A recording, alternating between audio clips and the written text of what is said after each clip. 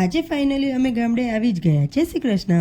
આજે સવારે બાલ્કનીમાં કલર કામ કરવા માટે આવ્યા હતા અને અમારે અચાનક ગામડે જવાનું નક્કી થયું, એટલે મારે કામ તો વધારે જ હતું અને થોડું કામ આમને વધારી દીધું. તેમને બાલ્કની ખાલી કરી આપી અને પછી હું લાગી ગઈ હતી મારા પેકિંગના કામમાં, કારણ કે અચાનક જ જવાનું થયું હતું, એટલે મારે પેકિંગમાં બહુ જ ઉતાવળ કરવી પડી. તો પણ મારું ઘણું ખરું કામ તો લેટ જ થઈ ગયું અને મને ખુશી એની હતી કે ફાઇનલી અમારી રજાઓ પાસ થઈ ગઈ.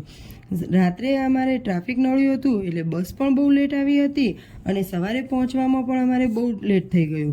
વિયાન તો આવવાની સાથે જ ફટાકડા ફોડવા માટે નીકળી પડ્યો અને આજે જ છે વાઘબારસ, એટલે કામ પણ બહુ વધારે હતું અને સાંજે મારે થોડો નાસ્તો પણ બનાવવાનો હતો. એટલે મેં મકાઈ પૌવા તળી અને ચવાણું બનાવી લીધું અને થોડી સેવો પણ બનાવી લીધી. હવે બીજો નાસ્તો હું પછી બનાવીશ. ચલો હવે કાલે મળીશું નવા દિવસે અને નવા વિડીયોમાં. ત્યાં સુધી જય શ્રી કૃષ્ણ.